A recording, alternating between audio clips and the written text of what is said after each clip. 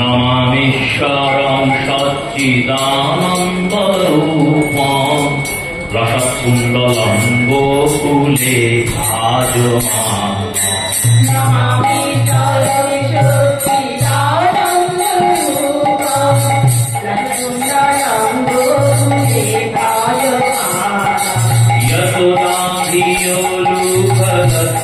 यशोदाधियोलुभद्यवमानं परामिष्टं मतं ततो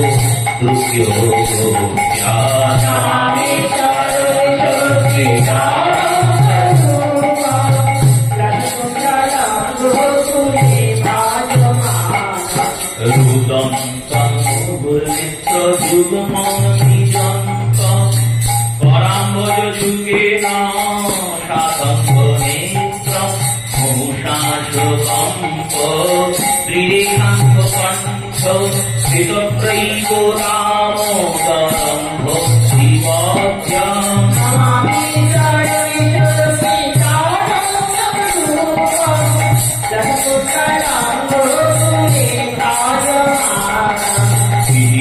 श्रीपुष्पलीला हिरण्यकुण्डे सभृशं निमजन्तमक्षभयन्तं हरियोषितेजु भक्तजितुसासं पुनःप्रेमत्वं शतावृत्तिवन्दे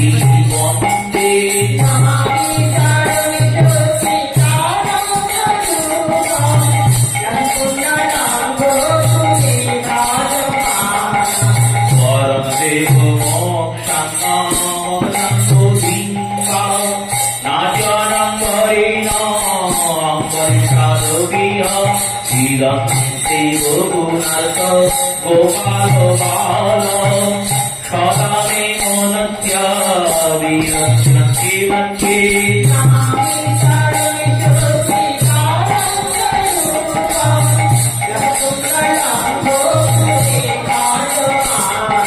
श्रीरन्ते मोक्षं वयो व्यक्तनिलिबिन्दं कुण्डलकीर्घोरक्षैश्वरोग्या मुच्यन्ति तोहि बहुधरममे मनस्याविगत्य मलमलोलाभ्ये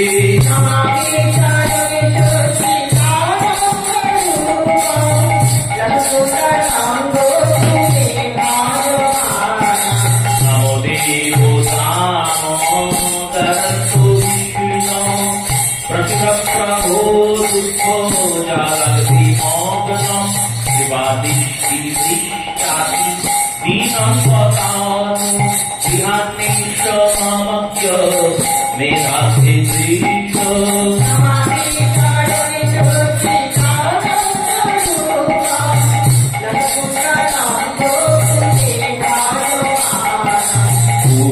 कुबेरात्मजौ वत्समुद्रजावत स्वयमौचतौ भक्तिभाजौ च तथा प्रेम भोक्ति सकांति प्रयुज्य नमस्कृतो मे अर्चिदामरेह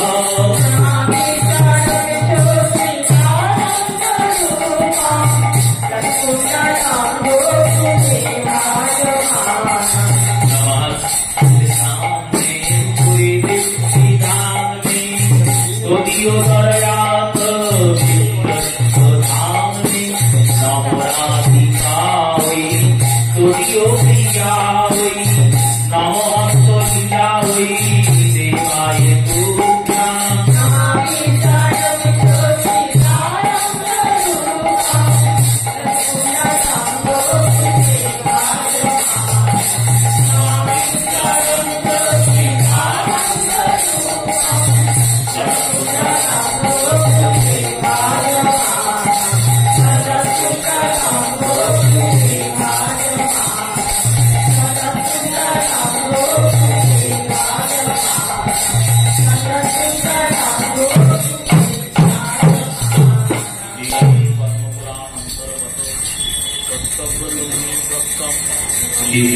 श्रीराधारामदर्शकं सम्पूर्णं नारायणं नमस्कृत्य नरं चैव नरोत्तमं देवीं सरस्वतीं व्यासं তত জয় মুদিরয়ে।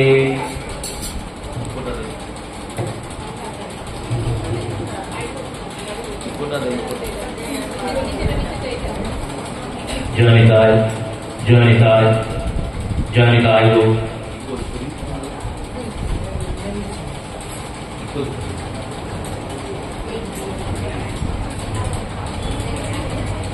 শ্রী শ্রী গৌর গোবিন্দ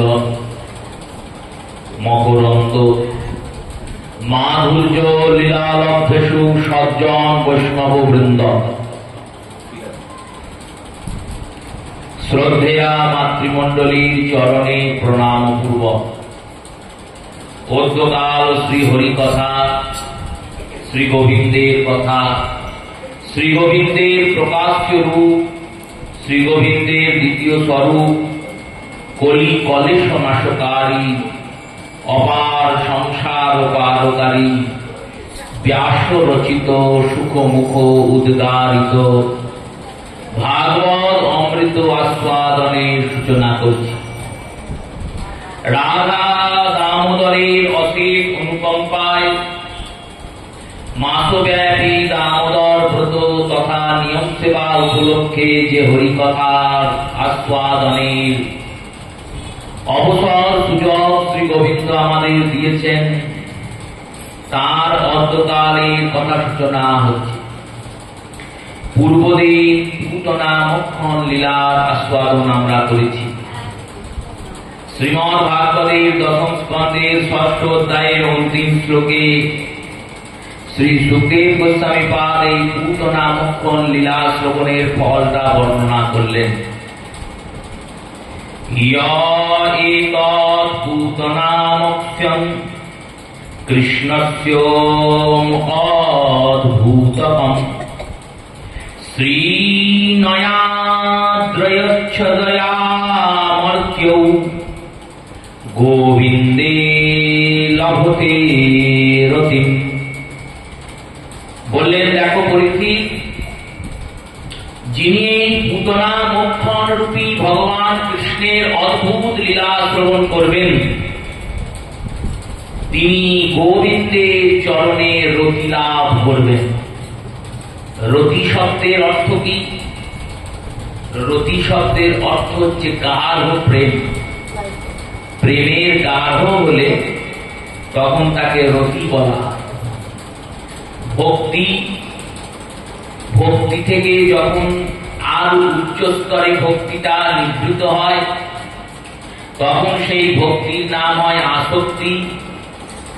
আসক্তির পরের স্তরের নাম রতি। আর এই রতি স্তরের পর প্রেম প্রাপ্তি হয়। এই রতিটা ভগবান দান করবেন কখন? যখন কেউ পুতনা মোক্ষণ লীলা শ্রবণ করবে। পুতনা মোক্ষণ লীলা শ্রবণের ফল এটা। প্রত্যেক লীলা শ্রবণের বিবিধ ফলের বর্ণনা ভাগবত করেছেন। বিশেষ বিশেষ স্থানে সুখদেব গোস্বামী পাদ নিজ মুখে এই ফলগুলির বর্ণনা দিয়েছেন। সপ্তম অধ্যায়ের সূচনা করছেন দশম স্কন্ধে। সপ্তম অধ্যায় শ্রীরাজ উবাচ যেন যেন অবতারেণ ভগবান হরিশ্বর করতি করণ রামপি মনোজ্ঞানং চয় প্রভ। এই সপ্তম অধ্যায়ের প্রথম বক্তা হলেন পরীক্ষিত রাজা। তিনি ভগবান সুখদেবকে, গুরুদেব সুখদেবকে, পরমহংস চূড়ামণিকে জিজ্ঞাসা করছেন। আবার বলছেন, প্রভু ভগবান কৃষ্ণ যেমন যেমন লীলা করেছেন, যে যে অবতার ধারণ করেছেন, যে যে লীলাগুলিকে পুষ্ট করেছেন বৃন্দাবনে, সেগুলি যেন একটাও বাদ দেবেন না। প্রত্যেকটা লীলা আমাকে বিস্তৃতভাবে শ্রবণ করান।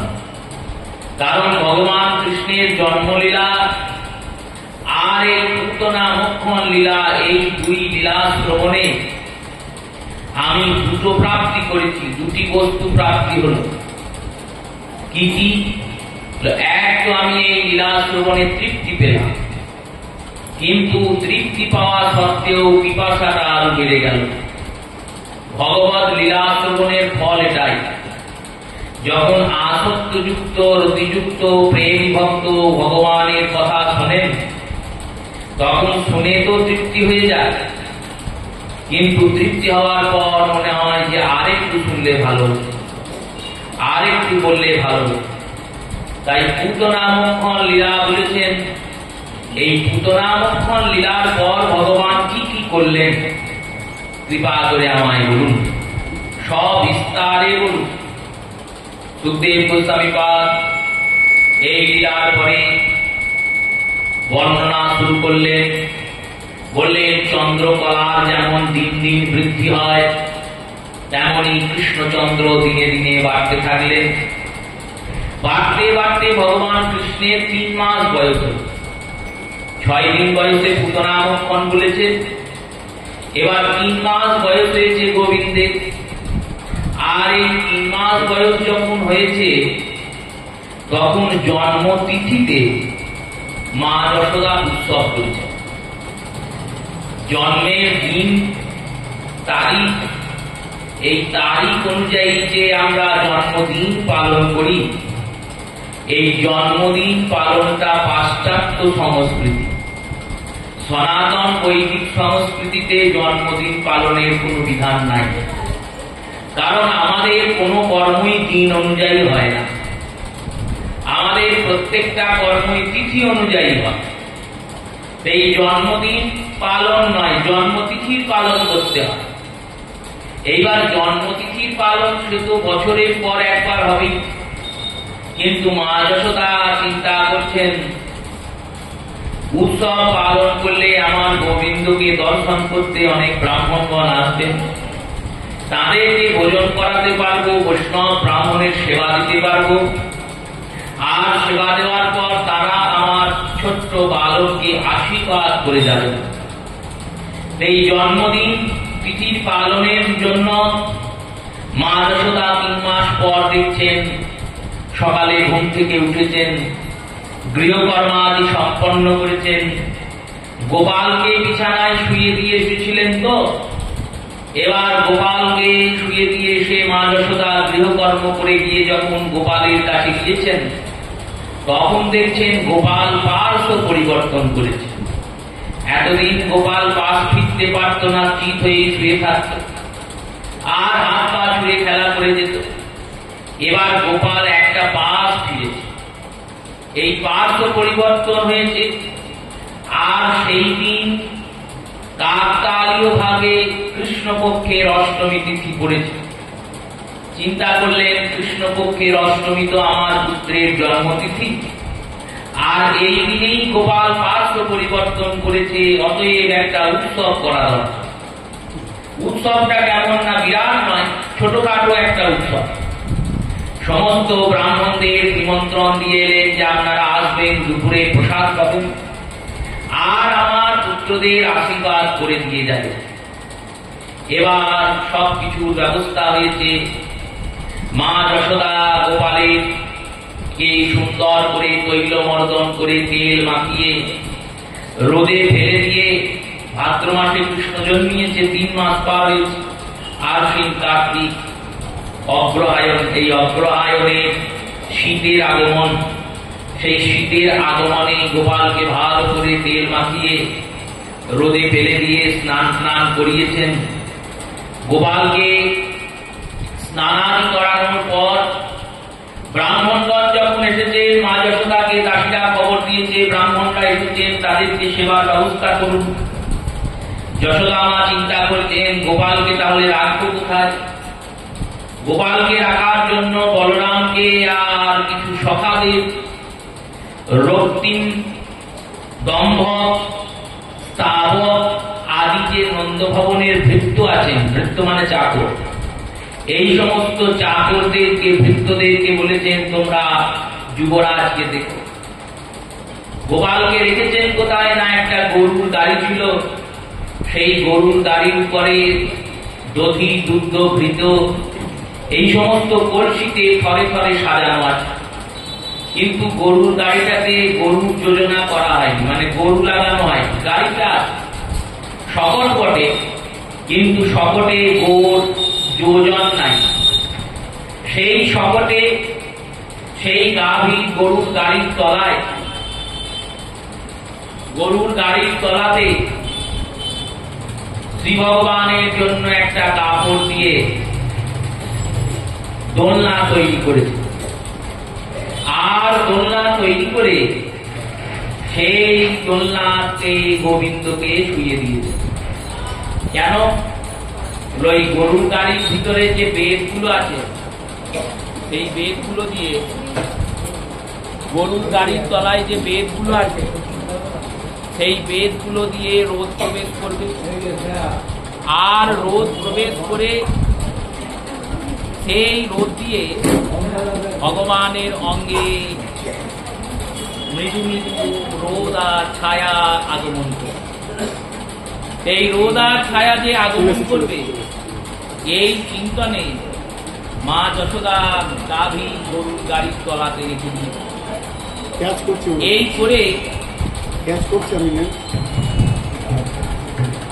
এই করে মা যশোদা গিয়েছেন গৃহকর্ম করতে। আর ওদিকে কংসের প্রেরিত একটি অসুর অদৃশ্য রূপে নন্দ ভবনে প্রবেশ করেছে, যাকে খালি চোখে দেখা যাচ্ছে না, মায়াবী অসুর। সে চিন্তা করেছে এটাই সুযোগ।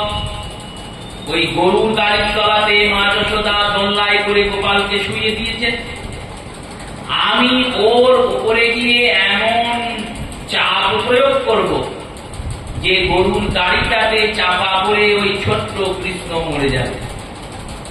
ভগবান নিজের আনন্দে হাত পা ছুটছেন আর খেলছেন দোলনায়।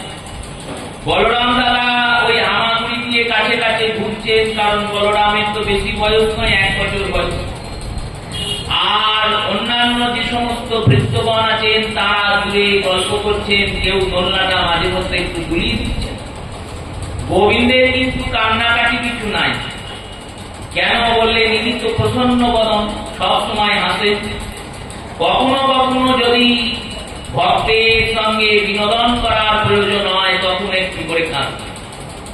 যেই কালের মা ছুটতে ছুটতে আসে ভগবানকে কোলে তুলে নকি ভগবান চুপ করে যান। এইরকম তো ভগবানের বাল্য স্বরূপ। সেই ভগবান শ্রী গোবিন্দ তিনি মনের আনন্দে খেলা করছেন, আর ওই গো শকটের উপর অন্ধকারময় অদৃশ্যময় এক অসুর এসেছেন। পৌরাণিকগণ মহাজনগণ বলেছেন এই অসুরের নাম শকটাসুর।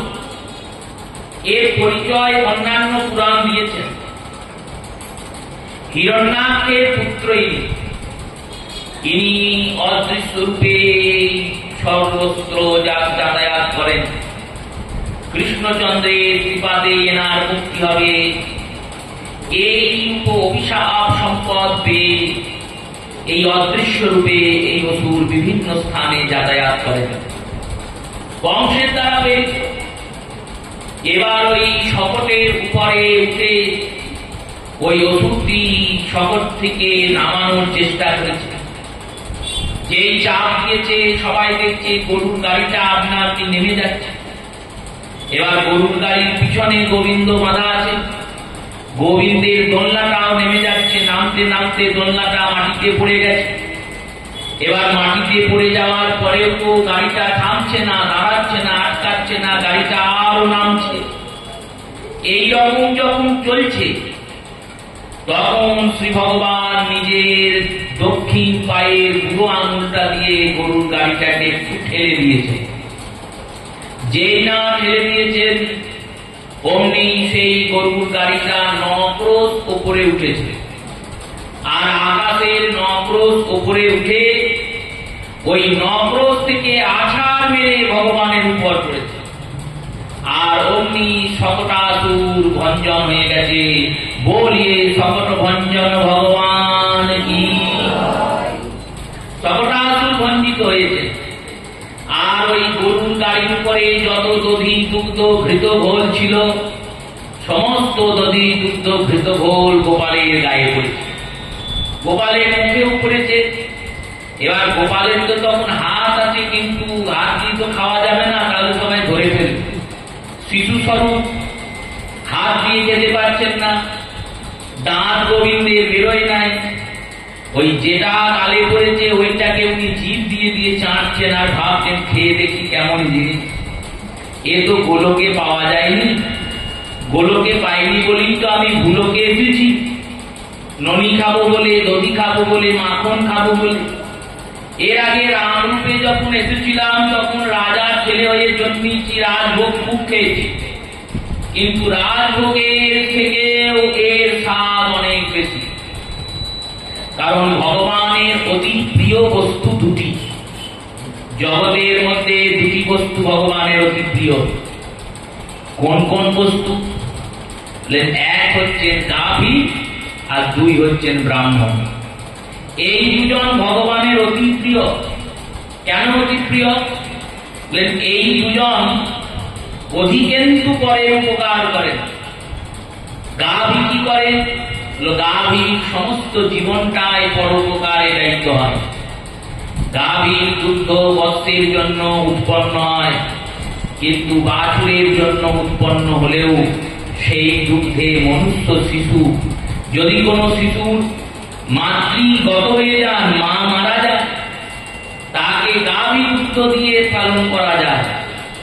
এই কারণে গাভীকে বিশ্বস্য মাতা বলা হয়েছে। গাবাং বিশ্বস্য মাতা, বেদের বাক্য। বেদ বলেছেন এই গাভীকুল হলো বিশ্বের মাতা, শুধু বাৎসের মাতা নয়, শুধু বাছুরের মাতা নয়।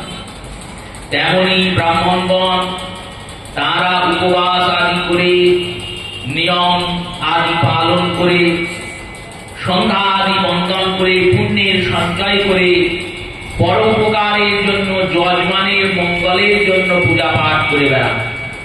তাই এই দুই কারণে এনাদের দুজন ভগবানের অতি প্রিয়। এই কারণে শাস্ত্র বলেছে গো ব্রাহ্মণ হিতায় চ, গো আর ব্রাহ্মণের হিতকারী। এবার ব্রাহ্মণ মানে শুধু জাতিভিত্তিক ব্রাহ্মণ নয়। দেখুন পদ্মপুরাণ বললেন সর্বস্ব ব্রহ্ম গোবাংশ্চ অগ্নি চতুর্ধা একগোত্রা। সর্ব বিপ্র গাভী আর অগ্নি চারজনই এক গোত্রের, মানে এক সমান। এই চারজনই এক সমান। এখানে বিপ্র মানে শুধু ব্রাহ্মণ বললেন না, না, শুধু জন্ম অনুযায়ী ব্রাহ্মণ তাদের কথা বলেননি। আবার এটাও অর্থ করলে হবে না যে তাদের কথাই বলেননি, না, তারাও ব্রাহ্মণ। আর তার সঙ্গে সঙ্গে ব্রহ্ম জানতি অত ব্রাহ্মণ, মানে ভক্তরাও ব্রাহ্মণ। ব্রাহ্মণের হিতকারী ভগবান। ভাগবতের একটি শ্লোক বলে ব্রাহ্মণদের প্রণাম করা হয়। শ্রীমদ ভাগবতের পারায়ণ যখন করা হয় তখন এইগুলি লক্ষিত হয়। শ্রীমদ ভাগবতের একাদশ স্কন্ধে যেখানে উদ্ধবজিকে ভগবান গীতা দান করেছেন, উদ্ধব গীতা, বিভিন্ন প্রকরণ আছে সেখানে একটি অধ্যায়ের মধ্যে একবারে প্রথমেই এই মন্ত্রটি উল্লেখ হয়েছে, নমো ধর্মায় মহতে নমো কৃষ্ণায় বেহসে ব্রাহ্মণেভ্যো নমস্কৃত্যং ধর্মান বক্ষে সমাস। সেই ব্রাহ্মণদের প্রণাম মন্ত্র ভাগবত দিয়েছেন, যিনি ভগবানের দ্বারা পূজ্য। এই রূপে গাভী ভগবানের অতি প্রিয়। আর এই গাভী থেকেই উৎপন্ন দুগ্ধ। এবারে দুগ্ধকে বিভিন্ন প্রকারে বয়লারা মাখন করে। মাখনের মধ্যে কোনো অসার তত্ত্ব নাই, এক ফোঁটা জল নাই। এত পরিশ্রম করে এরা মাখন করেছে। সেই মাখন খাওয়ার জন্য তো গোবিন্দ এসেছেন বৃন্দাবনে। এই বৃন্দাবনে গোবিন্দের মুখে প্রথমেই মাখন করে দেয়। এখনো তো প্রভুর অন্নপ্রাশনই হয়নি, কারণ 6 মাস হবে তবে অন্নপ্রাশন হবে। অন্নপ্রাশনের আগেই গোবিন্দের মুখে মাখন করল। সকল ভঞ্জন হয়েছে। তত্ত্বের দৃষ্টিতে তাত্ত্বিকগণ, আচার্যগণ তত্ত্বের বিশ্লেষণ করছেন। বললেন মতি স্বরূপ মথুরা। এই মতিতে যখন কৃষ্ণ ভজনের চিন্তা জাগে তখন কৃষ্ণের জন্ম হয়। আর মনস্বরূপ গোকুল। কৃষ্ণ বুদ্ধিতে জন্মালেও বুদ্ধির মধ্যে বাস করেন না। তিনি ভক্তের হৃদয় মন্দিরে মনোমন্দিরে গিয়ে অবস্থান করেন। মথুরায় জন্মান, কিন্তু গোকুলে গিয়ে থাকেন। আর এই মনে যখন গিয়ে গোবিন্দ বসেন, তখন মনে গিয়ে বসার পরেই অবিদ্যারূপী পুতনার আগমন হয়। এই পুতনা হচ্ছে অবিদ্যা। আর এই অবিদ্যা করকমের, অবিদ্যা হচ্ছে 6 রকমের। রামচন্দ্র প্রথম যে অসুরকে বধ করে নিজে অসুর নিধন লীলার সূচনা করেছিলেন, তিনিও জাতিতে স্ত্রী। আর ভগবান কৃষ্ণচন্দ্র যে অসুরদের বধ করে নিজের এই অসুর বধ লীলা সূচনা করলেন, তিনিও জাতিতে স্ত্রী। রামচন্দ্র প্রথম বধ করেছেন কাকে? তারকা নামক রাক্ষসীকে। আর কৃষ্ণচন্দ্র বধ করলেন পুতনা নামক রাক্ষসীকে। এবার মিল দেখুন, তারকা রাক্ষসীও 6 ক্রোশ লম্বা, আর পুতনা রাক্ষসীও 6 ক্রোশ লম্বা। তাই এরা কি যমজ বোন ছিল যে সমান সমান উচ্চতা হলো? বললেন না না, তারকা শব্দের অর্থ অবিদ্যা, পুতনা শব্দের অর্থ অবিদ্যা। 6 প্রকারের অবিদ্যা হয় বলে এরা 6 ক্রোশ লম্বা। অবিদ্যা 6 প্রকারের। আবার পুতনা এসে হচ্ছে 6 নম্বর দিনে, 6 নম্বর দিনে পুতনার আগমন হয়েছে। এই 6টি অবিদ্যা কি কি? প্রথম অবিদ্যার নাম হচ্ছে মোহ, দ্বিতীয় অবিদ্যার নাম লোভ, তৃতীয় অবিদ্যার নাম মাৎসর্য, চতুর্থ অবিদ্যার নাম হচ্ছে মদ মানে অহংকার, পঞ্চম অবিদ্যার নাম কাম, আর ষষ্ঠ অবিদ্যার নাম ক্রোধ। এই ষড়রিপুই ষড় অবিদ্যা স্বরূপ। এই ষড়রিপু থেকে অবিদ্যার জাত হয়। এবার এই অবিদ্যা মানে, অবিদ্যা শব্দের অর্থ হলো মায়া থেকে জাত বিকার। অবিদ্যা মানে রিপু নয়, রিপু থেকে জাত বিকার। রিপু থেকে জাত বিকার কেমন? কাম থেকে জাত যে বিকারগুলো আমাদের শরীরের মধ্যে অবস্থান করছে, ক্রোধ থেকে জাত যে বিকারগুলো আমাদের শরীরে অবস্থান করছে, লোভ থেকে জাত যে বিকারগুলি আমাদের শরীরে অবস্থান করছে। বিকার বিকার মানে কি? যেমন অগ্নি যেখানে জ্বলে, সেখানে তেজ উৎপন্ন হয়েছে, আলো জ্বলছে, আর আলোর সঙ্গে সঙ্গে উত্তপ্তও হয়েছে জায়গাটা, তাপ সঞ্চার হচ্ছে। আগুনের উপরে যে ধূমটা উঠছে, প্রদীপ শিখার উপরে যে ধুঁয়োটা উঠছে সরু কালো, সেই ধূমের মধ্যে কিন্তু অগ্নি নাই, কিন্তু অগ্নির তাপটা আছে। তেমনি কাম থেকে জাত যে বিকার, তার মধ্যে কাম নাই, কিন্তু কাম থেকে উৎপন্ন তাপটা রয়েছে। আকাঙ্ক্ষাটা নাই, কিন্তু কিছুটা থেকে যাচ্ছে। ভগবানের ভজন করছি, জানি শুনি, শাস্ত্রে অধ্যয়ন করি, সাধুগণের মুখে শুনি যে ভগবানের কাছে কিছু চাইতে নাই, কিন্তু ওই ভিতরে থাকা অবিদ্যা এমন। মন্দিরে গিয়েছি ভগবানের কথা শুনতে, আর কথা শুনতে গিয়ে কথা বিশ্রাম হয়েছে, এবার বেরিয়ে যাচ্ছি।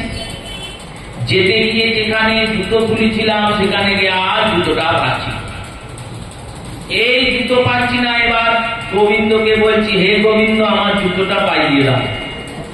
তাহলে এবার গোবিন্দ সব কাজ ছেড়ে তোমার জুতো খুঁজবে। জুতো পাইয়ে দিতে গেলে তো গোবিন্দকে খুঁজতে হবে। এই যে মনে বাসনাটা জাগলো, কেন জাগলো? এটাই কামনা থেকে জাত বিকার।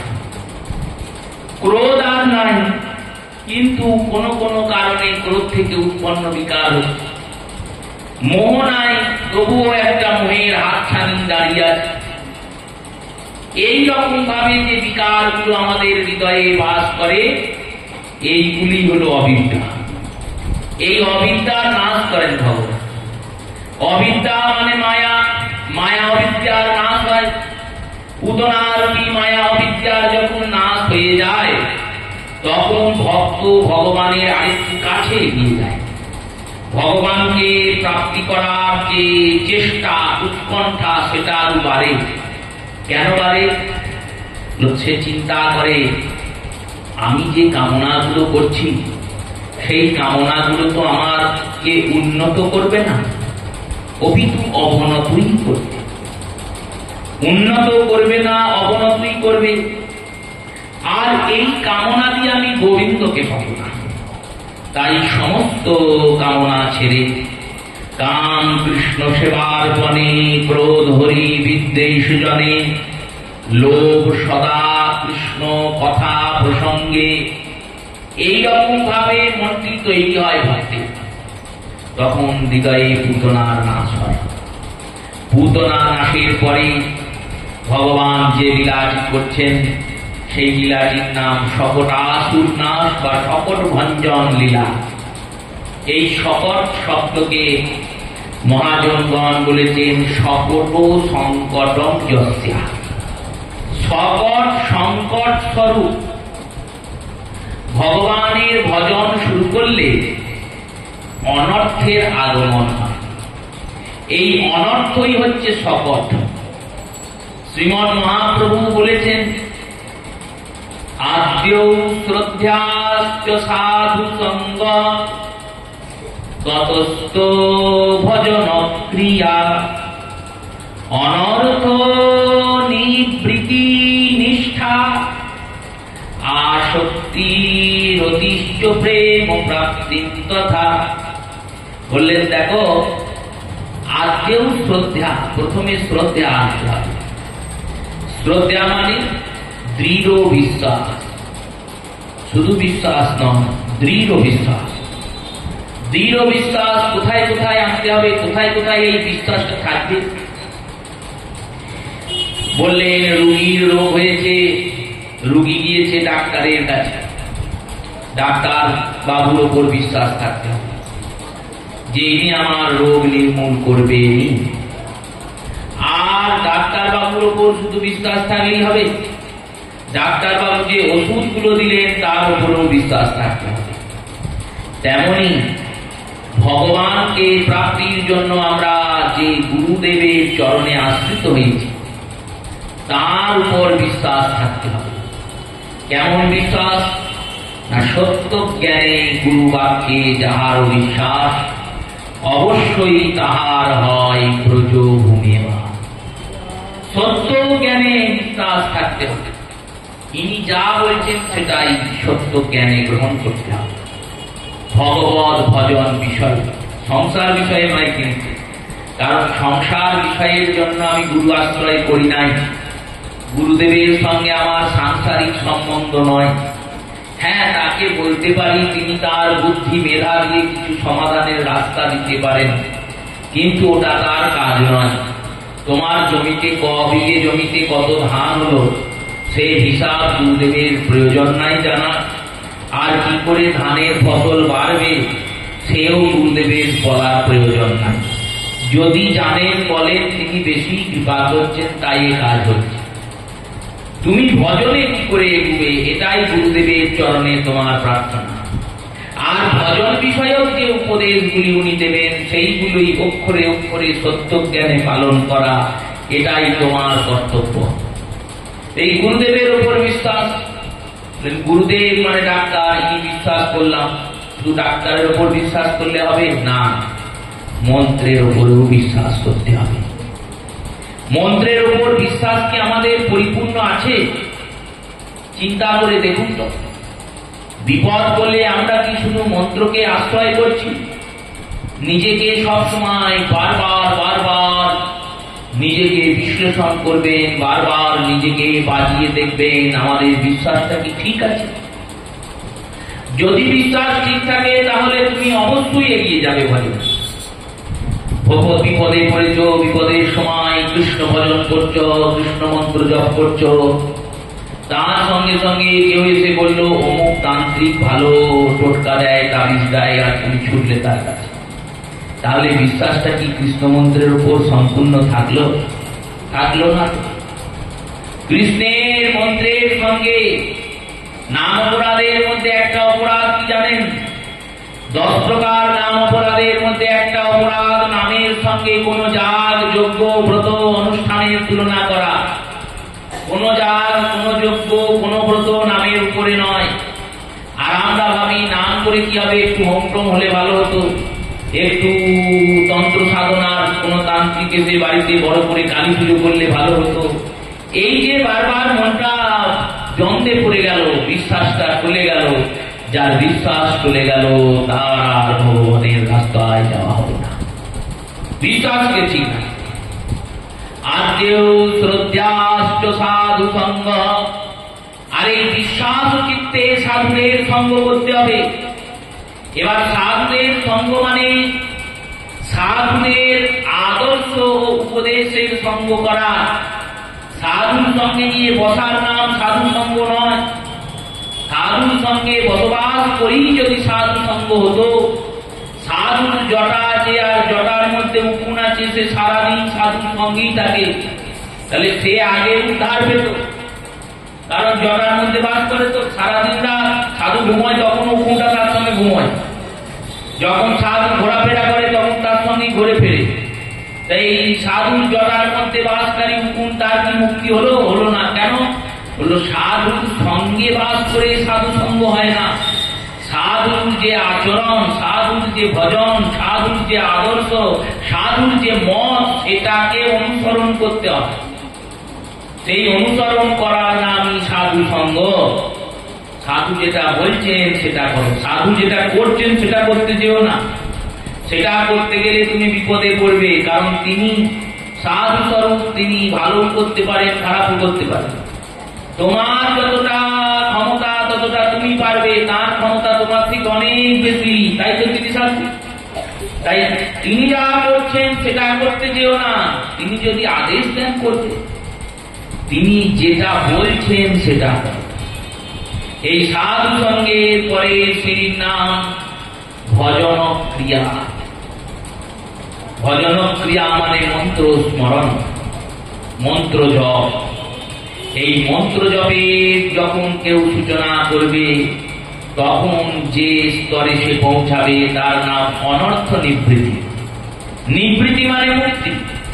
তো অনর্থ মুক্তি, মুক্তি কখন হবে? বললো যখন আগে ধরবে তবে তো ছাড়বে। অনর্থের আগমন হবে তবে তো অনর্থের নিবৃত্তি হবে। রসিকজন রসিকতা করে বলছেন ভজন শুরু করলেই অনর্থ আসবে। এই অনর্থ হচ্ছে 4 প্রকারের। 4 প্রকার অনর্থ কি? প্রথম অনর্থের নাম সুকৃতিজাত অনর্থ। দ্বিতীয় অনর্থের নাম দুষ্কৃতিজাত অনর্থ। তৃতীয় অনর্থের নাম অভূত অনর্থ। আর চতুর্থ অনর্থের নাম অপরাধজাত অনর্থ। এই 4 প্রকারের অনর্থ। এবার একটি একটি করে অনর্থকে আস্বাদনের চেষ্টা করুন। সুকৃতিজাত অনর্থ মানে পূর্বজন্মের, এই জন্মের যে সুকৃতি মানে ভালো কাজ, পুণ্যকর্ম। এই পুণ্যকর্ম একটা অনর্থকে জন্মদান করে। কি অনর্থ জন্মদান করে? যশ আর খ্যাতির অনর্থের জন্মদান করে। পূর্বজন্মের ভালো কাজ, এ জন্মের ভালো কাজ আমাকে খুব তারে যশ দিচ্ছে আর খ্যাতি দিচ্ছে, লোকে খুব প্রশংসা করছে আর নাম করছে। এ বিরাট ভক্ত, এর মতো ভক্ত নাই।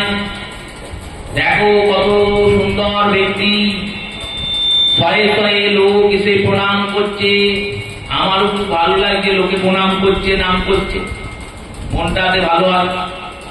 মিষ্টি যখন খাওয়া হয় ভালো লাগে। কাউকে যদি বলা হয় রসগোল্লা খাবে, সে তো খাবো শুনি আনন্দ। এখনো রসগোল্লা কেনাও হয়নি, ভেতরে প্রবেশও করেনি, শুধু রসগোল্লা খাবে যদি কেউ বলে, তাহলেই তো আনন্দ হয়ে গেল। এই মিষ্টি যত খাওয়া হবে তত আনন্দ হয়। কিন্তু বেশি মিষ্টি খেলে কি হবে? মধুমেহ হবে, সুগার হবে, ডাক্তার বলবে মিষ্টি খাওয়া বন্ধ। সেই রকমই এই খ্যাতি আর যশ যখন অধিক বৃদ্ধি হবে তখন আমাদের খুব ভালো লাগে। লোকে আমায় ভালো বলছে, ভক্ত বলছে, শুনতে খুব ভালো লাগে। আর এই ভালো লাগছে মানে তুমি অনর্থের চক্করে জড়াচ্ছ। প্রশংসা আর খ্যাতিকে গায়ে মাত্র মানে অহংকারকে বাড়াচ্ছ, আর অহংকার বাড়ছে মানে ভগবানের রাস্তা থেকে তুমি আস্তে আস্তে সরে যাচ্ছ। যিনি বিবেকবান ব্যক্তি তিনি কখনো এটা চিন্তা করেন না। সাধু সঙ্গকারী ব্যক্তি চিন্তা করেন আমার মধ্যে কি কিছু আছে খ্যাতি করার মতো, প্রশংসা করার মতো? আমি যখন 8-5টা লোকের মতো ঘুরে বেড়াতাম ওই তখন তো কেউ প্রশংসা করতো না। এখন কৃষ্ণ ভজনা করছি বলে লোকে আমায় ভক্ত বলে, শ্রদ্ধা করে, সম্মান করে। তাহলে ভজনা করছি যার, তার কৃপাতে আমার এই প্রশংসা। তাহলে এই প্রশংসা তো আমার নয়, গোবিন্দের দেওয়া জিনিস। দেওয়া জিনিসের প্রাপ্তি করে অহংকার করে কি লাভ? যদি নিজে উপার্জন করতে পারতাম তাহলে না একটু মানতাম যে না আমি কিছু একটা করলাম। নিজে তো কিছুই করতে পারবো না, কারণ সবটাই তো দেওয়া গোবিন্দের। কেউ যদি বলে না না আমি তো এটা করেছি, বলো কি করেছো? আমি চাকরি করেছি। চাকরি করার জন্য দেহ দরকার, দেহটাকে দিয়েছি। বুদ্ধি দরকার, বুদ্ধিটাকে দিয়েছি। জীবন দরকার, জীবনটাকে দিয়েছে। বিচার করলে তুমি সেই শূন্যেই ফিরে যাবে। যেমন যত বড়ই সংখ্যা হোক না কেন তাকে যদি শূন্য দিয়ে ভাগ করা হয় সব শূন্য হয়ে যায়। তেমনি শূন্য স্বরূপ ব্রহ্ম, এই ব্রহ্ম থেকেই জগৎ সৃষ্টি হয়েছে। আর জগতের বিস্তার যত বড়ই হোক না কেন, তুমি যত বড়ই হোক না কেন, যখন বিচার করবে দেখবে তোমার কিছুই নাই, সবই গোবিন্দের। গোবিন্দের দেওয়া জিনিস তুমি উপভোগ করছো মাত্র। যেমন আমাদের ভোটে জিতে মন্ত্রীরা দেশের রাজা মনে করে নিজেদের, 5 বছর পেরিয়ে যায় তখন আবার প্রজা হয়ে যায়। সেই রূপই তারা যেমন ভাবছে আমি মন্ত্রী, কিন্তু ভাবে না যে লোকের ভোটে জিতেছি বলে মন্ত্রী হয়েছি। তেমনি ভগবান আমাদের সব দিয়েছেন বলে আমরা করে খাচ্ছি, নাহলে খেতে পারবো না। এটা আমরা কেউ ভাবি না। সুকৃতি থেকে যে অনর্থের জন্ম হয় তার নাম সুকৃতিজাত অনর্থ। তেমনি দুষ্কৃতি থেকে যে অনর্থের জন্ম হয় তার নাম দুষ্কৃতিজাত অনর্থ। দুষ্কৃতি মানে খারাপ কাজ। সব কি আগের জন্মে ভালো করেছি, কিছু তো খারাপ করেছি। সব কি এ জন্মে ভালো করছি, কিছু তো খারাপ করছি। সেই খারাপ কাজ থেকে যে অনর্থ জন্মায় তার নাম হচ্ছে দুষ্কৃতিজাত অনর্থ। এই দুষ্কৃতিজাত অনর্থের প্রভাব কি বললেন? সুকৃতি থেকে যশ জন্মাবে, যশ হবে, তোমার প্রশংসা হবে, লোকে নাম করবে। আর দুষ্কৃতি থেকে যে অনর্থ জন্মাবে তাতে লোকে তোমার নিন্দে করবে। এই নিন্দা করবে, নিন্দা করতে করতে সাধক ভাববে তাহলে এই পথটা ছেড়ে দেওয়াই ভালো। সবাই আমার নিন্দা করছে, খুব ভক্ত হয়ে গেছো, তিলকমালা করছো। 2 দিন পর ভাববে তিলক করে বেরোলে সবাই বলে, তার থেকে তিলকটা করে বেরোবো না। লাভটা কার হলো? যে বললো তার, না যে শুনলো তার হলো? যে বললো তারও লোকসান, আর যে শুনলো তার তো আরো লোকসান। কারণ এই করতে করতে সে একদিন ভজন ছেড়ে দেবে। লোকেরা বলবে এইসব করার দরকার নেই, সে ছেড়ে।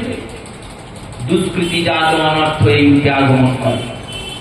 যখন দুষ্কৃতিজাত অনর্থের আগমন করে তখন সাধকের ভাবা উচিত যে এই দুষ্কৃতিতে যে আমার নিন্দা হচ্ছে এতে আমার মঙ্গলই হচ্ছে। কেন? আমার যত পাপ আছে সব পাপ কেটে যাচ্ছে। মানুষের যত নিন্দা হয় তত পাপের ক্ষয় হয়। এই রূপে এই দুষ্কৃতি থেকে আমাদের নিবৃত্তি হতে হবে। এরপরে অনর্থের নাম অভ্যক্ত অনর্থ। এটা কেমন? বলে এটা হচ্ছে প্রারব্ধ থেকে জাত অনর্থ, পূর্বজন্মের থেকে এসেছে। এই অনর্থে কি হয়? এই অনর্থে অলসতা চলে আসে, ভজন শৈথল্যতা। কৃষ্ণ নাম করতে করতে মনে হয় অনেক নাম করে ফেলেছি, আর নাম করার দরকার না। ভগবানের চিন্তন করতে করতে মনে হয় অনেক চিন্তা করে ফেলেছি, আর চিন্তা করার প্রয়োজন নাই। এই অলসতা চলে আসে। এই অলসতা এলে মনকে দৃঢ়বৎ ভগবানের চিন্তায় বলপূর্বক প্রয়োগ করতে হবে। আর এরপরে যে অনর্থ তার নাম অপরাধ জাত। কোথাও কোনো অপরাধ করেছেন, সাধু অপরাধ, বৈষ্ণব অপরাধ, নাম অপরাধ, সেবা অপরাধ, ধাম অপরাধ, এ জন্মে আগের জন্মে। এই অপরাধের ফলে আপনার ভজনটা কিছুতেই গাঢ় হচ্ছে। প্রেমটা কিছুতেই গোবিন্দের প্রতি উদ্দীপ্ত হচ্ছে না, যাচ্ছে না, নামে কিছুতেই রুচি আসছে না। এই অপরাধজাত অনর্থ নিবৃত্তির কি কোনো উপায় আছে? বললেন হ্যাঁ, একটা উপায় আছে। কি উপায়? সমস্ত অপরাধের নিবৃত্তির উপায় ভগবানের নাম গ্রহণ করা। ভগবানের নাম গ্রহণ করো, তুলসী সেবন করো, তুলসীর পরিক্রমা দাও, গঙ্গার পূজা করো, সাধুগুরু মাত্রেই সম্মান করো। এই সমস্তের দ্বারা অপরাধের কিছুটা খণ্ডন হবে, তখন নামে রুচি। অপরাধজাত অনর্থের প্রমাণ দেখুন মহাপ্রভু নিজ লীলায়, গৌর লীলায় দর্শন করাচ্ছে। মহাপ্রভু গিয়েছেন গয়া ধামে। এবার গয়া ধামে যখন মহাপ্রভু গিয়েছেন, নিমাই পণ্ডিত তার সঙ্গে অনেক ছাত্রও গিয়েছে। ছাত্ররা গিয়ে যখন গয়াতে প্রভু গয়া কর্ম একটা একটা করে করছেন, প্রভু পান্ডা পুরোহিত যারা আছে না, তারা প্রভুকে খুব তারে বিব্রত করছে। যেটা করে অনেক স্বামী গেলি করে, এই পান্ডা হাত ধরে টানছে, আমার সঙ্গে এসে পুজো দেবে। ও বলছে তুমি আমার সঙ্গে এসে পুজো দেবে। এই সব করছে, বলছে আমাকে পয়সা দাও, আমাকে ভোজন করাও। এই সব থেকে মহাপ্রভুর সঙ্গে যে ছাত্ররা ছিল, তারা নিজেদের মধ্যে বলছে এইরকম করে ব্রাহ্মণের সন্তান হয়ে, এইরকম পণ্ডিত হয়ে, পান্ডা হয়ে, এইরকম করে লোভী ব্রাহ্মণ, এত লোভ যে মানুষকে এরকম করে উৎপীড়ন করছে। এই সমস্ত কথা পান্ডাদের সম্পর্কে বলেছে। মহাপ্রভুর রাত্রে বেলায় হঠাৎ উদরে ব্যথা শুরু হয়ে গেল, পেটে চরম ব্যথা করছে, কিছুতেই পেট ব্যথা থামে না। কবিরাজ বৈদ্য ডাকা হয়েছে, তিনি পেট টিপে বললেন এ তো আমি বুঝতে পারছি না। ওষুধপত্র দিলেন, ওষুধপত্র কাজ করছে না। মহাপ্রভু বললেন এক কাজ করো, ওই পান্ডা পুরোহিতদের একটু পা ধোয়ানো জল নিয়ে এসো, চরণোদক নিয়ে এসো ব্রাহ্মণদের। ওই চরণোদক পান করলে আমার এই উদর ফুল চলে যাবে। নিয়ে এলেন, নিয়ে আসার পর মহাপ্রভু তা পান করলেন। ছাত্ররা বললেন ওরা তো কিছুই জানে না। তা ওরা কিছু জানে না, সেই লোকের চরণের এত ক্ষমতা, এত তাদের তেজ। আপনার মতো বিদগ্ধ পণ্ডিত, আপনি শাস্ত্রজ্ঞ স্বয়ং ভগবান, আপনার পেটে ব্যথা কিনা ওই ব্রাহ্মণদের চরণদক খেয়ে সেরে গেল। মহাপ্রভু বললেন দেখো, এই গয়া ধামে ওদের জন্ম তো হয়েছে, এই ধামে জন্ম হয়েছে মানে পূর্বজন্মের স্বীকৃতি আছে, তাই ওরা ধামবাসী হয়ে জন্মিয়েছে। ধাম ওদের অঙ্গীকার করেছে। এবার ধামে গিয়ে যদি ধামবাসীদের কেউ নিন্দা করে তাহলেও অপরাধ হয়ে যায়।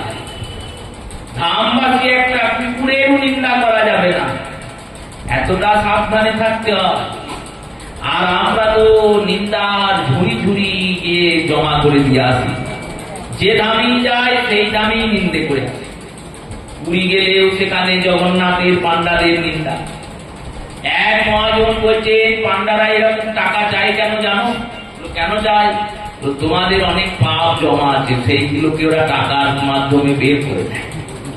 ওদেরকে যে দানটা করবে সেই দানটা পিতা যাবে না, কারণ ওই দানটা গোবিন্দ গ্রহণ করে। সবারই লীলা, সবারই অন্তঃকরণ, সবারই কথা, সবারই চরিত্রাবলী তো সমান নয়।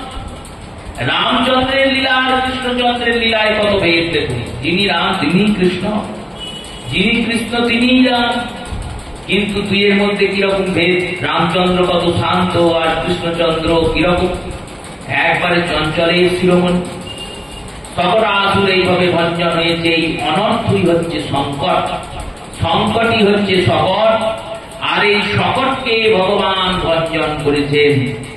বলিয়ে ভক্তবৎসল ভগবান কি। সকটাসুর ভঞ্জনের পর মা যশোদা ছুটতে ছুটতে এসেছেন, এসে বলছেন হ্যাঁ রে গোপালের গায়ে এরকম করে গরুর গাড়িটা পড়লো, তোরা দেখতে পেলি না? একটা ছোট ছেলে বলছে গোপালই তো লাঠি মারলো, দিই তো গাড়িটা উঠে গেল, আমি দেখলাম। গোপাল পায়ে করে লাঠি মারলো আর অমনি গাড়িটা আকাশে উড়ে গেল। মিথ্যা কথা বলার জায়গা পাস না। আমার ছোট্ট গোপাল, তার পায়ে এত জোর হয়ে গেল যে একবারে গাড়িটা উপরে উঠে গেল। ভগবান হরি গোপালকে রক্ষা করেছেন। পুনরায় গোমূত্র দিয়ে ভগবানকে স্নান করালেন। গোবরাদি দিয়ে গোবিন্দের নাম কীর্তন করতে করতে ভগবানের সর্বাঙ্গে নাম লিখে দিলেন, তিলক করে দিলেন, গোবিন্দকে নিয়ে ঘরে গেলেন। এবার এইভাবে গোবিন্দের লীলা চলছে। আর ভগবানের একজন ভক্ত আছেন যিনি কৈলাস পর্বতে থাকেন। তিনি চিন্তা করছেন, সবাই গিয়েছে গোবিন্দ দর্শনে, আমারও তো উচিত যাওয়া, আমি একবার গিয়ে গোবিন্দকে দেখে আসি।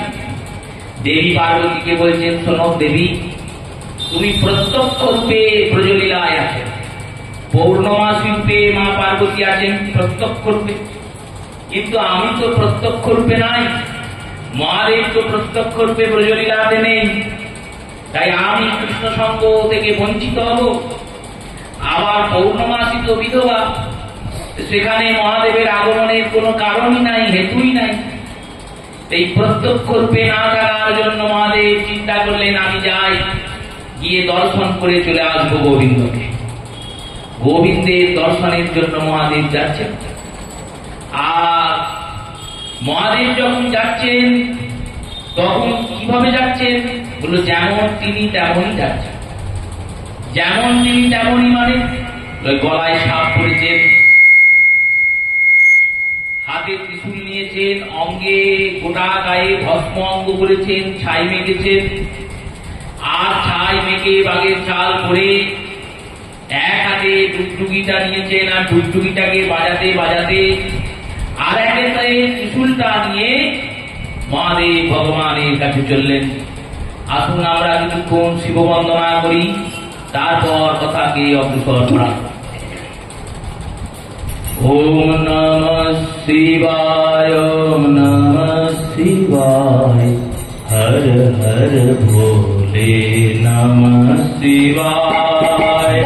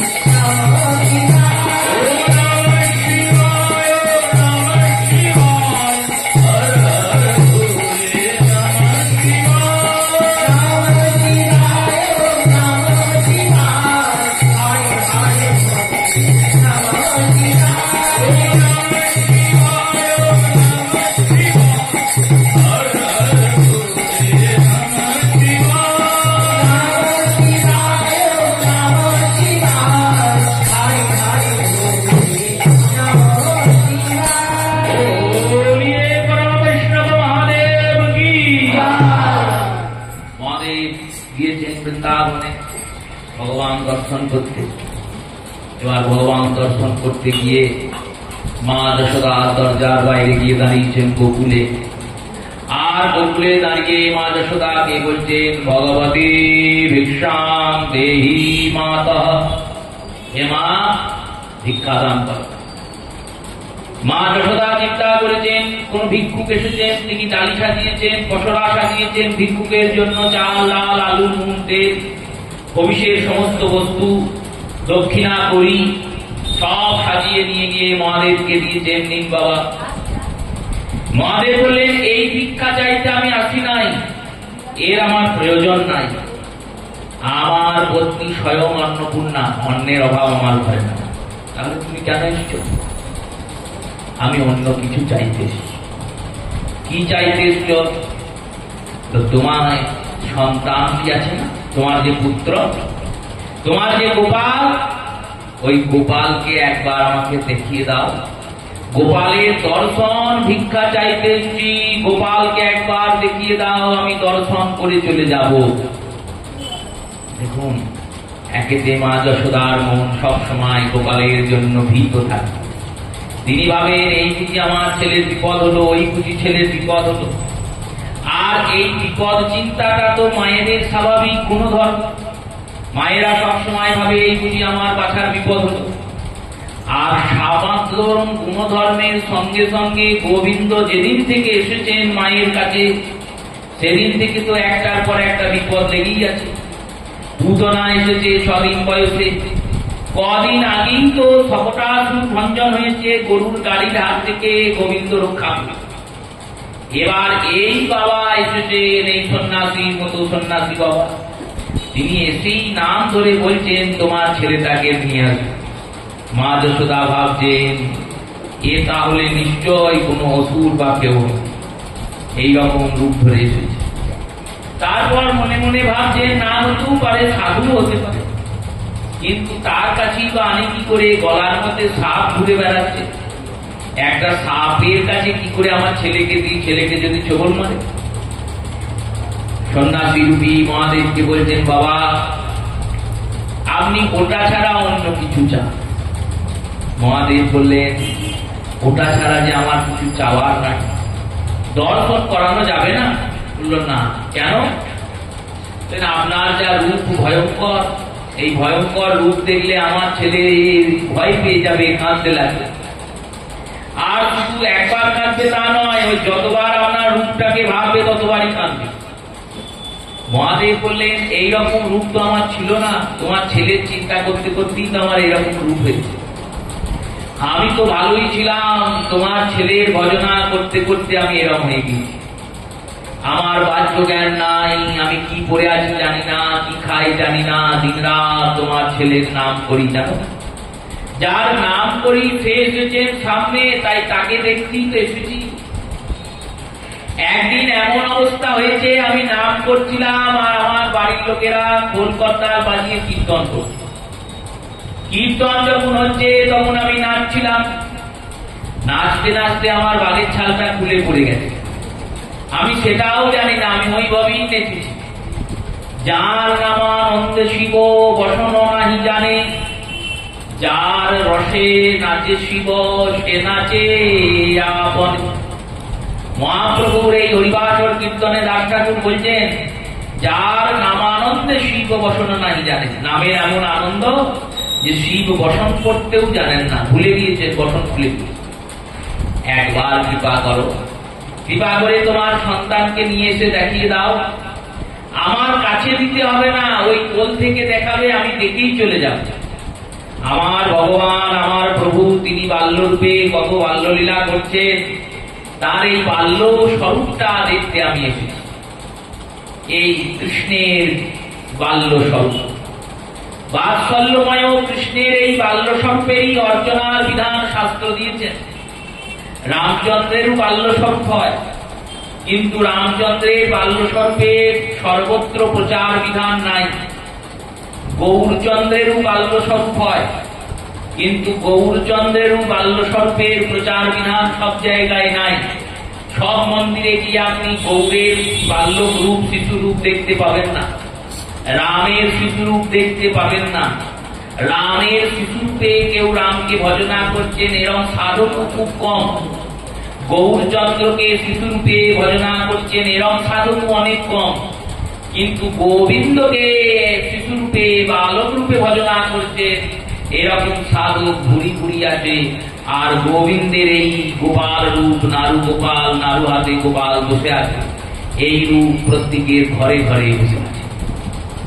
কারণ ভগবানের বাল্য লীলাটাই এত সুমধুর, এই সুমধুর লীলাটার আস্বাদন অন্য অবতারে হয়নি, এত হয়নি।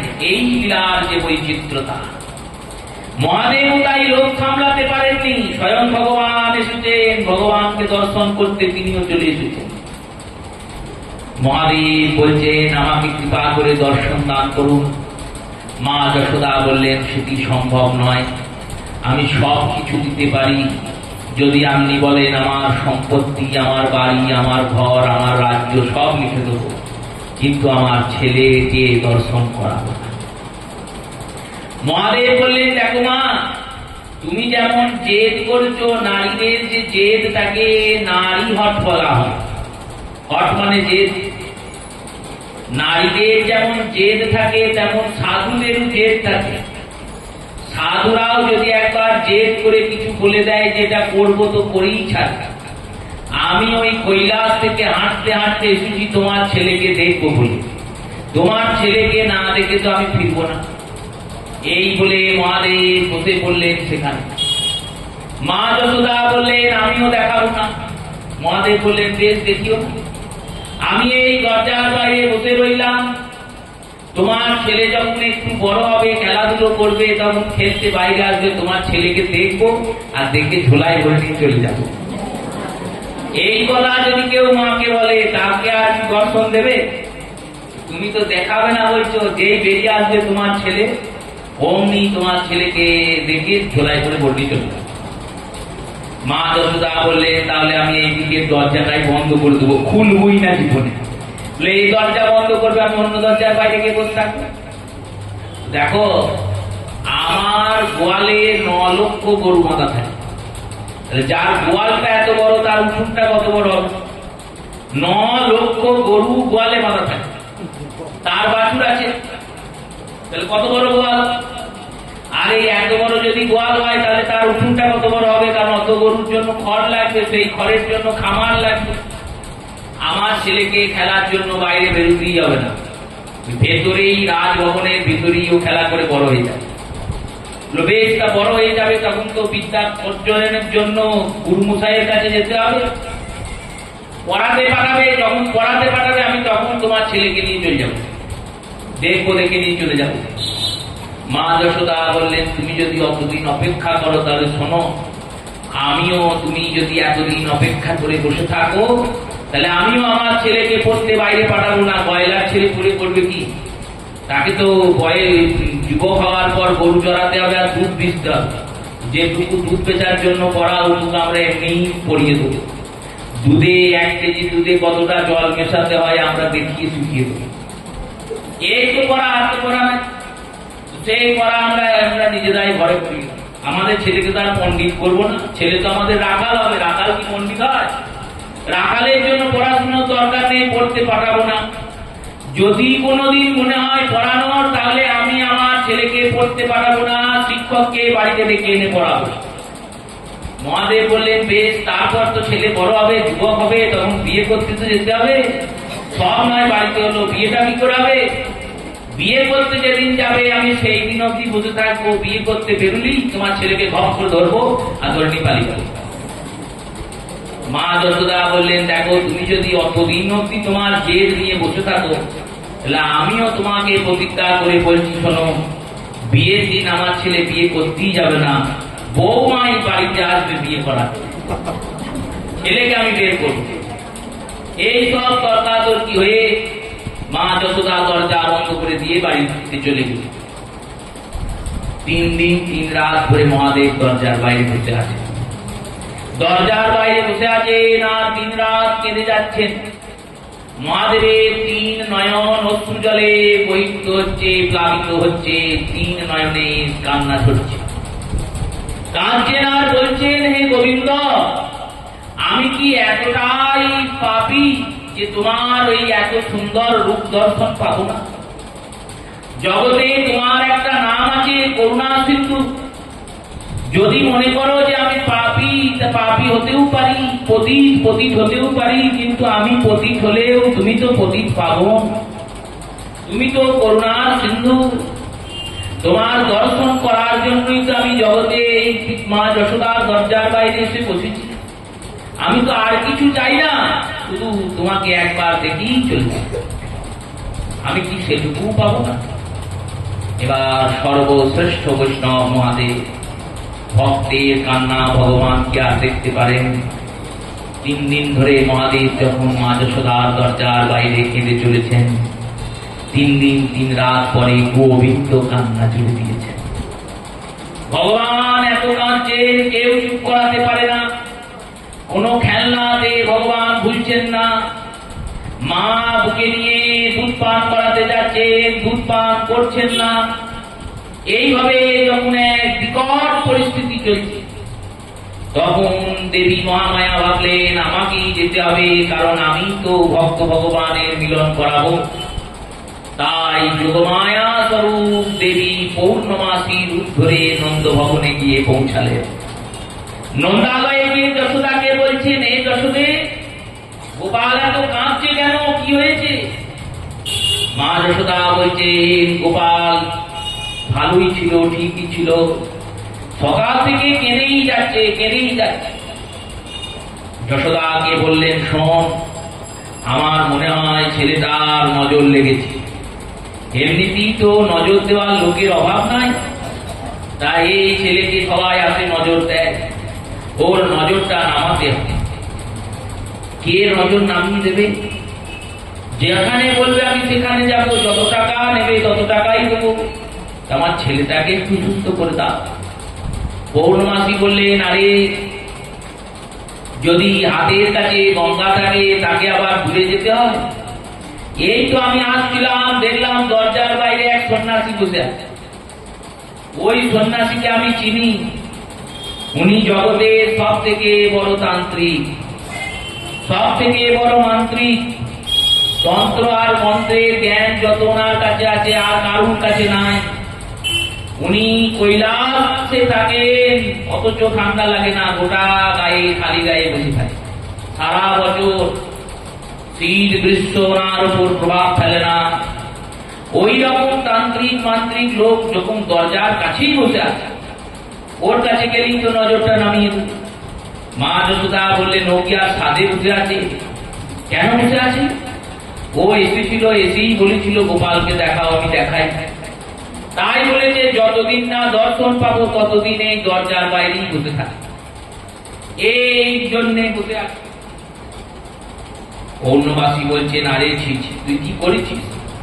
ওই রকম সাধুর কেউ অবজ্ঞা করে, সাধুর অপরাধ হয়েছে, ওই জন্য এই ঘটনা ঘটেছে, চল তাড়াতাড়ি সাধুর চরণ ধরে ক্ষমা চাইবি, দেখবি সন্তান ঠিক হয়ে যাবে। ভগবান কৃষ্ণকে নিয়ে কোলে করে মা যশোদা এলেন। মহাদেব দেখছে ভগবান কাঁদছে, মহাদেবের ধ্যান চলে গিয়েছে। তিনি তো এতক্ষণ বসে বসে স্মরণ করছিলেন। ভগবানের কান্নার স্বরে মহাদেবের ধ্যান তুলেছে, দেখছেন গোবিন্দ ফুপিয়ে ফুপিয়ে কাঁদছে। এমন কান্না দিয়েছে যে কান্না কিছুতেই থামে না।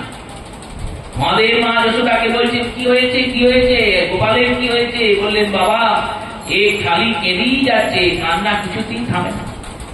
কাঁদতে কাঁদতে একবারে নিঃশ্বাস প্রশ্বাস আটকিয়ে যাচ্ছে, তাও কাঁদছে। মহাদেব বললেন, কিছু যদি মনে না করে তাহলে আমার কোলে একবার দেবেন, আমি ঝেড়ে ঝুড়ে দেবো, কান্না থেমে যাবে। এবার মা যশোদা দেখছেন আর তো কিছু করার নাই, দিতেই হবে। মহাদেব হাত বাড়িয়েছেন আর অমনি মা যশোদা গোপালকে মহাদেবের কোলে দিয়েছে। যেই মহাদেবের কোলে গোবিন্দ এসেছেন অমনি গোবিন্দ চুপ করে গিয়েছে, আর চুপ করে গিয়ে খিলখিল করে হাসছেন।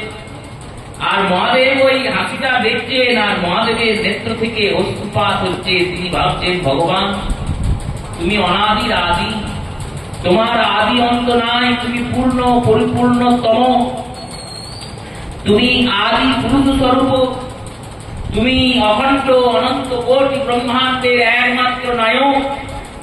আর ভক্তের বাৎসল্যতায় তুমি একবারে শিশু হয়ে গেছে, শিশু হয়ে শিশুর মতো কার্য চিন্তা করছেন। বলছেন ভগবানকে, প্রভু তোমাকে আমি কত কথা শোনালাম যে আমি পাপী হতে পারি, তুমি তো পাপ উদ্ধারক, আমি পতিত হতে পারি, তুমি তো পতিত পাবক। তোমার করুণা সিন্ধু নাম, তুমি এই নামের অর্থটা, নামের মর্যাদাটা রাখছ না, কিন্তু হে গোবিন্দ তুমি সত্যি করুণা সিন্ধু। করুণা সিন্ধু বলেই আমি দিন রাত্রি শুধু তোমার জন্য কেঁদেছি বলে তুমি নিজে কাঁদতে কাঁদতে মায়ের কোলে চেপে আমার কাছে চলে। যে মা বলেছিলেন দর্শন দেবেন না, সেই মা এসেই আমাকে তোমার, আমি তো এসেছিলাম দর্শন করে চলে যাব, এত পাবো ভাবি না।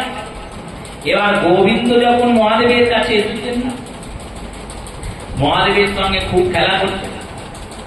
আর খেলা করতে করতে মহাদেবের মুখে নিজের তর্জনী অঙ্গলিটি ভরে দিয়েছেন। হাতের যে তর্জনী অঙ্গলি, সেইটা মহাদেবের মুখে দিয়ে, আর ওই তর্জনী অঙ্গলিতে একটুখানি মাখন লেগেছে, ভগবানের অধরের মাখন। সেই অধরের মাখন প্রসাদ পেয়ে মহাদেব আনন্দে বিভোর হয়ে গেছে। মহাদেব বারবার ভগবানকে প্রণাম করছেন। আর পৌর্ণমাসী বলছে, দেখ যাকে অপমান করছিলি সেই তোর ছেলেকে চুপ করিয়ে দিল, এই মহাত্মাকে পূজা কর, আর যখনই ইনি আসবেন তখনই যেন এনাকে দর্শন করি। মহাদেব সেই থেকে গোবিন্দের দর্শন করলেন। মা যশোদা বললেন, হে প্রভু, হে সন্ন্যাসী, হে বাবা ঠাকুর,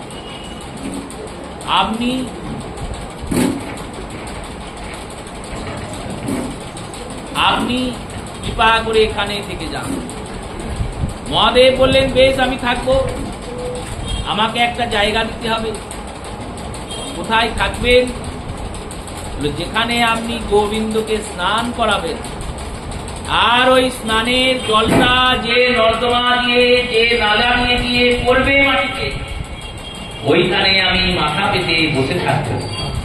গোবিন্দের স্নান জল আমি মাথায় করে ধরবো, কারণ এইটাই আমার ধর্ম। গঙ্গা যার পদজল হরশিরে ধরে, গঙ্গা যার পদের জল, এমনি এমনি গঙ্গাধর হননি মহাদেব। অনেক পৌরাণিকগণ বলেছেন যে ভগীরথের প্রার্থনায় পৃথিবী দ্বিধা হয়ে যাবে বলে মহাদেব মাথাতে জটাতে গঙ্গা ধরলেন। আচ্ছা, মহাদেব দেবতাটাই তো লয়ের দেবতা, প্রলয়ের দেবতা। প্রলয় করার জন্যই তো তিনি বসে আছেন। পৃথিবীটা লয় হয়ে গেলে তো তার কাজটাই হয়ে যায়, তারই ভালো হয়, লেখা চুকে যায়। তিনি তার জন্য তো শুধু ধরলেন না, তিনি ভাবলেন এটা ভগবানের চরণামৃত, এই চরণামৃতকে আমি মাথায় ধরে রাখি। তাই ভগবানের চরণ ধৌত সেই গঙ্গার জল যখন মাথায় পড়ল, তখন তিনি জড়া খুলে মাথাতে নিলেন, আর মাথাতে নিয়ে এমন করে বেঁধে নিলেন, আর বেরুতে দেবো না, চরণামৃত থেকেই যাবে। প্রার্থনা করছেন, তখন এক অংশ বের করে দিলেন, বললেন একটা অংশ বেরিয়েতেই থাকুক, আর বাকিটা আমার মাথাতেই থাকুক, কারণ ভগবানের চরণামৃত পান করার পর মাথাতেই ধারণ করতে হয়, এটাই তো বিধি। বিষ্ণুর চরণামৃত যখন পান করা হয় তখন বলা হয় অকাল মৃত্যু হরণম সর্বব্যাধি বিনাশনম শ্রী বিষ্ণু চরণামৃত পিত্বা শিরসি ধারণম। পান করার পর শিরে ধারণ করতে হয়, এটাই নিয়ম। তাই শিরে ধারণ করার নিয়মটা কি তিনি জানেন না? তিনিও জানেন, তাই চিরকালের জন্য শিরে ধরে বসে আছেন। গঙ্গাজার পদজল হরশিরে ভারে। এই শিব যে রূপে গিয়ে বসলেন যশোদার দরজায় কুকুলে, সেই মহাদেবের নাম হচ্ছে আশেশ্বর মহাদেব। আশা করে বসেছিলেন 3 রাত্রি কৃষ্ণ দর্শনের, সেই থেকে ওনার নাম হলো আশেশ্বর মহাদেব। বলিয়া আশেশ্বর মহাদেব কি। এই লীলাটি ভাগবতে নেই, কিন্তু এটি একটি ভক্তরঞ্জক লীলা, অন্যান্য পুরাণে আছে। এই লীলাতে শিক্ষা দিচ্ছেন গোবিন্দ, বলছেন দেখো পুতনা সেজে গুজে এসেছিল, বাইরেটা সাজিয়ে নিয়েছিল, ভিতরে বিষ এনেছিল। সবাই পুতনাকে সম্মান করেছিল, আর আমার কাছে যখন পুতনা এসেছিল আমি চোখ বন্ধ করে নিয়েছিলাম। আর মহাদেব ভেতরটা তো গোবিন্দ প্রেমে সাজানোই, বাইরেটাও তো সাজাননি, যেমন তেমনই এসেছে, যেমন থাকেন তেমনই এসেছেন। তাই এসেছেন বলে ভগবান নিজে মা যশোদার কোলে চেপে শিবের কাছে এসেছে, শিক্ষা দিচ্ছেন ভক্তদের। বললেন দেখো দোষ সবার মধ্যে থাকবে, দোষকে ঠেকে রঙে চঙে মুড়িয়ে মুখোশ করে আসার দরকার নাই। কপটতা দিয়ে কৃষ্ণ ভজন হয় না। তাই দাস ঠাকুর লিখছেন পঞ্চতত্ত্বের বন্দনায়, কপট খুঁটিনাটি ঘুচায়ে বজাও শ্রীকৃষ্ণ চৈতন্য। কপটতা করার দরকার নেই। তুমি অভক্ত তো অভক্তই, তুমি কামক তো কামক, তুমি ক্রোধী তো ক্রোধী, লোভী তো লোভী। যে দোষই থাকুক না কেন, সেই দোষ নিয়ে এসে গোবিন্দের চরণে উপস্থিত হও, গোবিন্দের ভজনে তুমি শুদ্ধ হয়ে যাবে। এটাই ভগবানের ভজনের প্রভাব। এই শকটাসুর বধের লীলার পর সুখদেব গোস্বামী পাদ বললেন, মা যশোদা গোপালকে একদিন বসে বসে দুধ পান করাচ্ছেন। এই দুধ পান করাচ্ছেন, দুধ খাওয়াতে খাওয়াতে গোপাল খুব ভারী হয়ে যায়। মা যশোদা ভাবছে এত দুধ খেয়েছে যে এত ভারী হয়ে যাচ্ছে। কিছুক্ষণ পর আরো ভারী হতে লেগেছেন, আর ভারী হতে হতে একবারে পাথরের মতো ভারী হয়ে গেছেন, পাহাড়ের মতো ভারী। এত ভারী হয়ে গেছেন যে যশোদার কোলে ধরেই রাখতে পারেননি, মাটিতে নামিয়ে দিয়েছেন। আর যেই না মাটিতে নামিয়ে দিয়েছেন, অমনি কোথা থেকে একটা বিরাট ঝড় এসেছে, আর সেই ঝড়ে গোবিন্দকে উড়িয়ে নিয়ে চলে গেছে। মহারাজ পরীক্ষিত বললেন এই ঝড়টা করতে গেল, আর শিশুকে উড়িয়ে নিয়ে যাবে, এতই বা ক্ষমতা কি করে হয়? ঝড় তো কম দেখিনি, আর ঝড় তো কম আসে না। ওই কোন ঝড়ে তো শিশু উড়ে চলে যায় না, শিশুকে উড়িয়ে নিয়ে চলে গেল। শ্রী সুখদেব বললেন ইনার নাম তৃণাবর্ত, ইনি একটা অসুর। ইনি যখন যান তখন ঘূর্ণি ঝড়ের মতো ঘুরতে ঘুরতে যান, আর যে নগরের উপর দিয়ে যান সেই নগরকে ঘাসের মতো আবর্তিত করে উড়িয়ে ধ্বংস করে ফেলে দেন বলে এনার নাম তৃণাবর্ত। তৃণাবর্ত শব্দের সন্ধি করলে হয় তৃণযুক্ত আবর্ত। আবর্ত মানে চক্র। চক্রাকারে ঘূর্ণিঝড়ের মতো উঠতে উঠতে যান, আর নগর ধ্বংস করতে করতে যান। এই তৃণাবর্তকে কংস প্রেরণ করেছে। তাই তৃণাবর্ত ঝড় এসেছে জেনে গোবিন্দ নিজের ওজন এত বাড়িয়েছেন যে মা যশোদা কোল থেকে নামাতে বাধ্য হয়েছেন।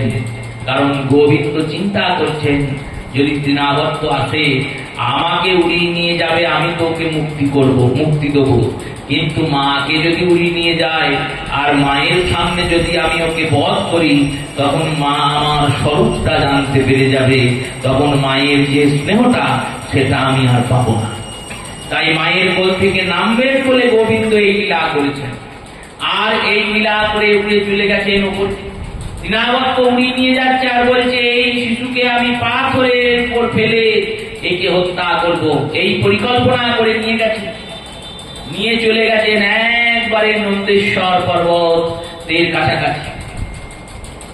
ভগবানকে এবার বধ করবেন বলে তৃণাবর্ত গোবিন্দের বুকটাকে ধরেছে। বুকটাকে ধরে ভাবছে এমন করে চিপে দেবো যে এখনই মরে যাবে। 3 মাসের তো বাচ্চা। এখনো ভগবানের বয়স হচ্ছে 99 দিন। কথা প্রসঙ্গ অনুযায়ী গোবিন্দের বয়স 99 দিন, 100 দিন পার হয়। এই 99 দিনের বাচ্চা ছোট শিশু, সেই ছোট্ট শিশুকে এমন করে আমি চিপে দেবো যে রক্ত বহন করে রক্ত বমি করতে করতে ছেলেটা হবে।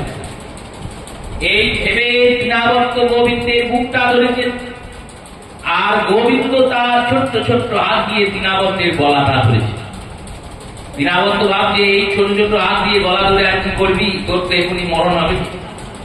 এইবার ভগবান ওই ছোট ছোট হাত দিয়ে তৃণাবর্তের গলাটা টিপতে শুরু করেছে, আর এমন টেপা টিপেছেন, গলায় এমন চাপ দিয়েছেন, অনন্ত কোটি ব্রহ্মাণ্ডের যিনি অধীশ্বর, যিনি কর্তুম অকর্তুম অন্যথা কর্তুম সর্বসমর্থবান ভগবান, যিনি সর্বশক্তিমান, সেই সর্বশক্তিমান গোবিন্দের শক্তির কাছে কি কোনো অসুর কোন রাক্ষস পারে?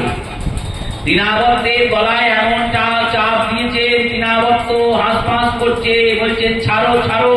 গোবিন্দ বলতে ছাড়ার জন্য তো ধরি নাই, আমি তো পড়েছিলাম, আমাকে ধরলে কেন? তুমি যখন আমাকে ধরেছো এবার তোমাকে মুক্তি দেবো, তবেই ছাড়বো।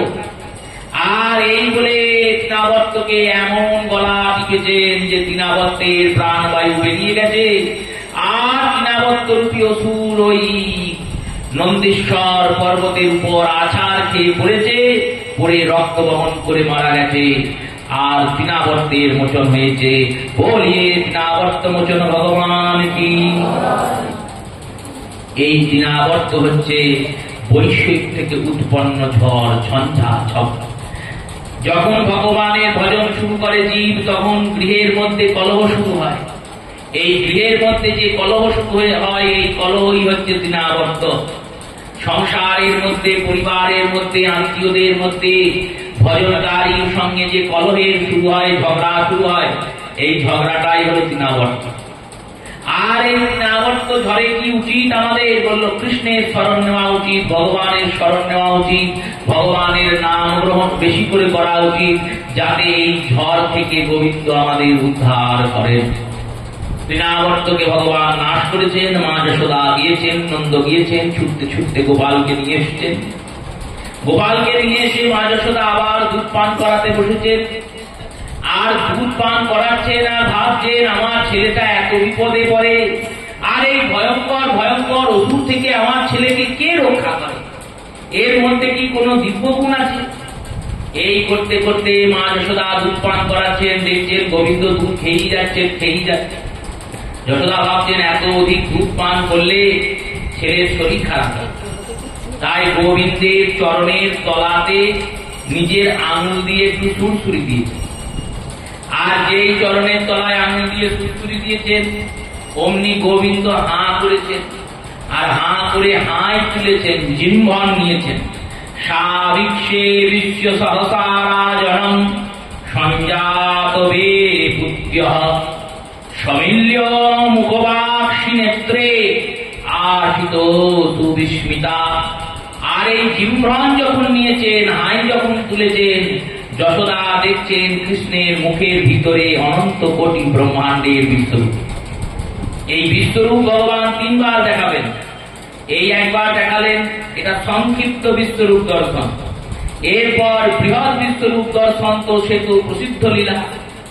আর নন্দ বাবাকেও একবার বিশ্বরূপ দেখিয়েছেন গোবিন্দ। কিন্তু এই ভক্তরা এই নন্দ যশোদার মধ্যে এত ভক্তি, এনারা এই ঐশ্বর্য রূপ দেখেও কৃষ্ণকে ঐশ্বর্য রূপে স্বীকার করেন না। তারা ভগবান বলে স্বীকার করেন না। কেন? ভগবানের আনন্দের জন্য। যদি ভগবান বলে স্বীকার করেন, তাহলে ভগবানের মতো সেবা করতে হবে, পুজো করতে হবে, তাতে তো ভগবানের আনন্দ হবে না। তাই ভগবানের আনন্দের জন্য ভগবত সত্তা জ্ঞান করেও এনারা ভগবানকে ভগবান বলে স্বীকার করেন না। এখানেই দশম স্কন্ধের সপ্তম অধ্যায় বিশ্রাম হয়েছে, আর আজকের মতো কথাও এখানে বিশ্রাম নিচ্ছে। শ্রী গুরু প্রেমানন্দ সীতানাথ পিতাই গৌর হরি বল।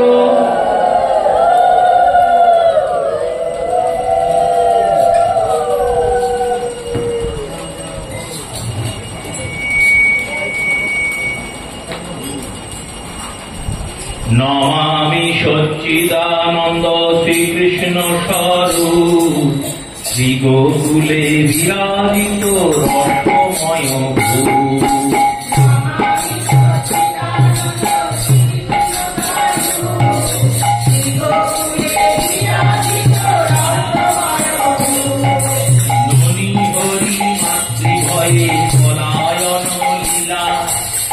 যৌবনে কুণ্ডল তোরে করে বনমালা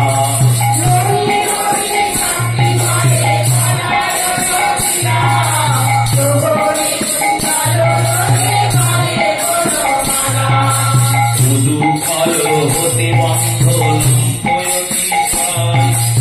আমি যশোদা হয়ে বন্দী দয়াময়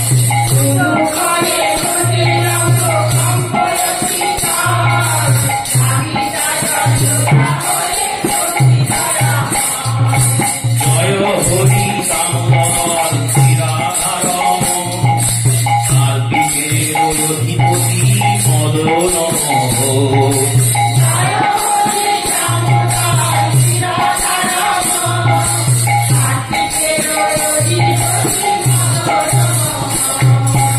মায়ের শাসন ভয়ে হয়ে অতি ভীত দুই হাতে নাকি মুঠি ক্রন্দনেতে রত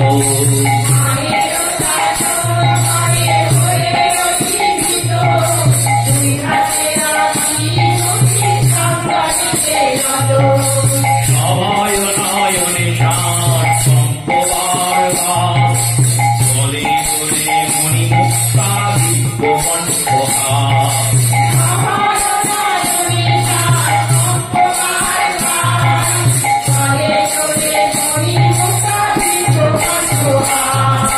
সর্বদা মায়ের দ্বারে উদরয়াবদ্ধ গোকুলে গোলকপতি ভক্তি ভাবে বদ্ধ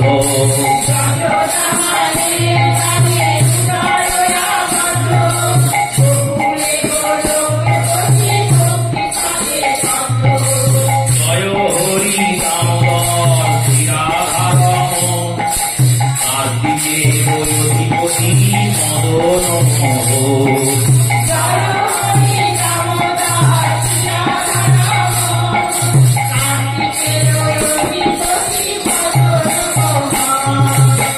মধুর বাল্যলীলা হেরিন্দ্র যোজন আনন্দ সাগরে ছবে ঘাটে অনুভব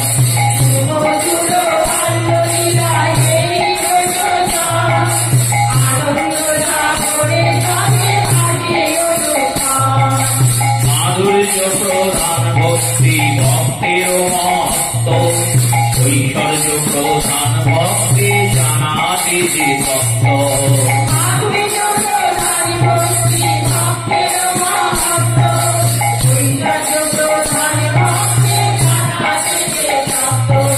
গোলকের লীলা যত গোকুলে প্রকার লীলাময় হরিমুরে চরণানি বিরাজ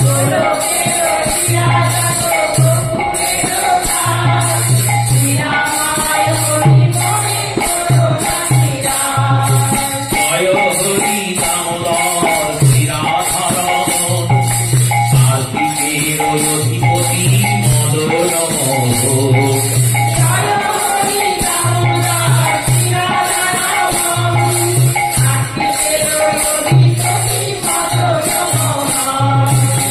সর্বশক্তিমান সর্বভরণ সুভদ ভগত বৎসল কৃষ্ণ ভক্তের সম্পদ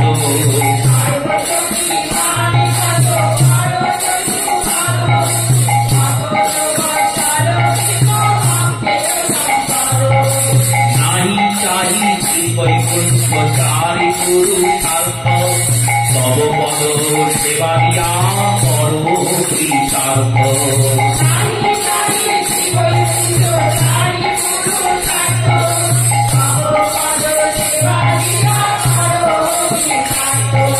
শ্রীবাল গোপাল মূর্তি জাগে মরলিগে সদাই প্রার্থনা মোর তোমার শ্রীপদে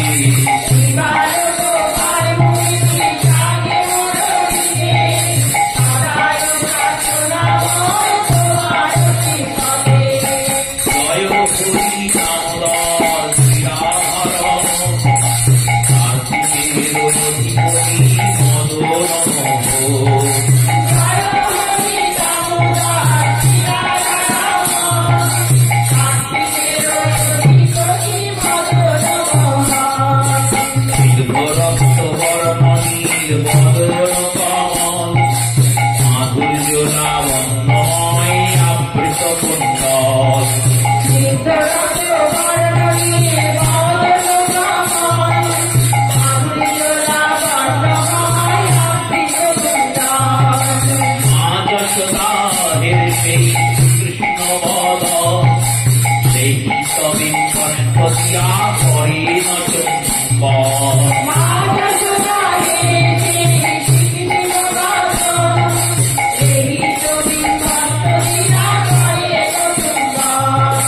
সেই মুখাম্বুজ মধু পান করো মন লক্ষ লক্ষ লাভিয়ার নাহি প্রয়োজন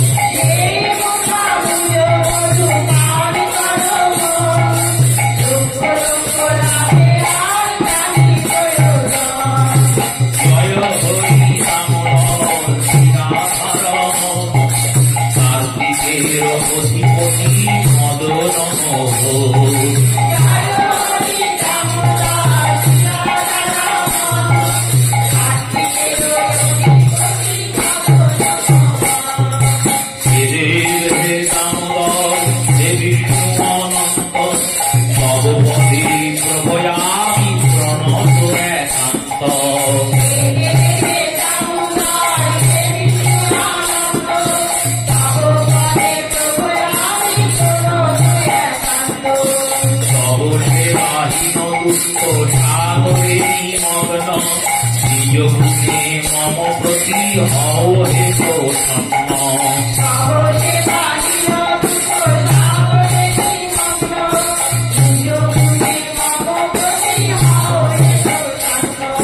কৃপা দৃষ্টি দৃষ্টি এলে করো বর্ষ দেবী ভয় পদ করো আকর্ষণ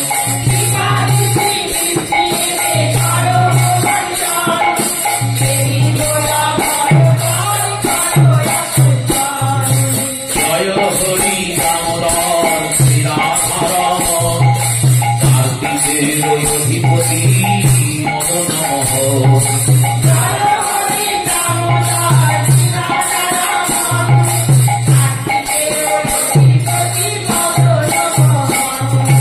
প্রেমরজ্জু কাটে বদ্ধ হয়ে ফলে কুবের তনয় যুগে হেলায় দাঁড়িলে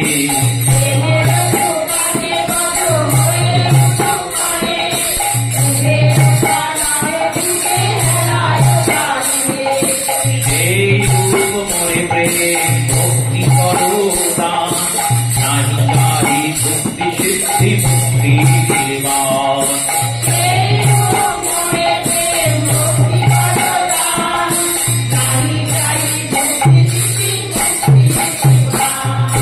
জয় হরি দামোদর শ্রীরাধারমণ কার্তিকের অধিপতি মদন মোহন